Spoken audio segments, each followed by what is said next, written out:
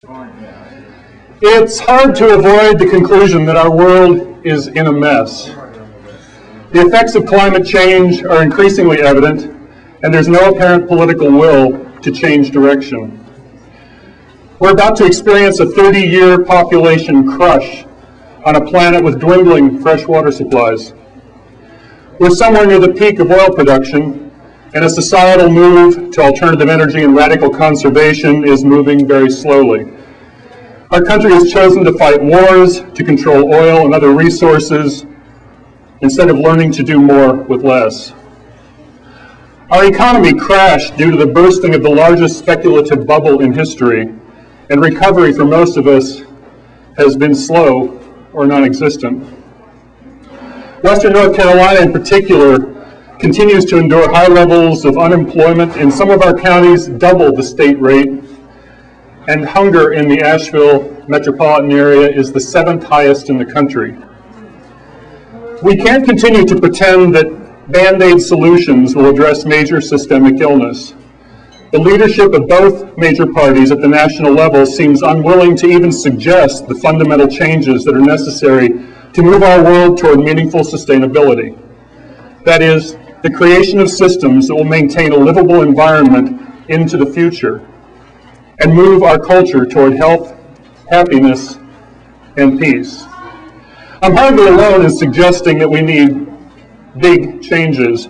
There's a progressive caucus in Congress, hooray, which advocates most of the positions I've advanced concerning the economy and world trade. It's time for Western North Carolina to join that caucus.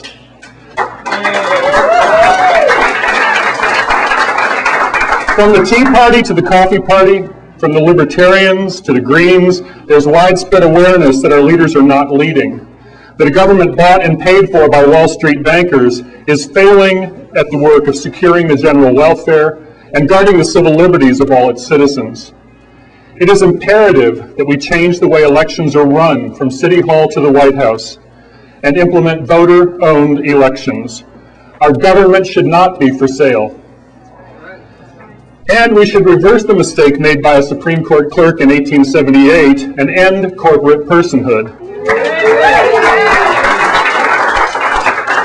Corporations are not natural human beings, and they cannot be accorded the rights of natural human beings. They're artificial entities set up to shield investors from personal responsibility and financial loss. We fought a revolution to throw off the power of the British East India Company. We need to cut the corporate chains again. Ours is a government of the people, the real people. And what I hope for in creating this campaign is to bring together many of the people and many of the groups who have been working for meaningful change. Whether or not I win this election to this office is far less important to me than whether we succeed as a community, a nation, and a world. I don't pretend to have all the answers, but I'm willing to question the status quo and open up a conversation about alternative futures. Yeah, the revolution starts now in your own backyard, in your own hometown. What you do is get in the ground, just follow your heart, your revolution starts now.